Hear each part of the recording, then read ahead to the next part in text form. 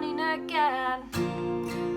Und die Rinde von dem dunklen Brot ist viel zu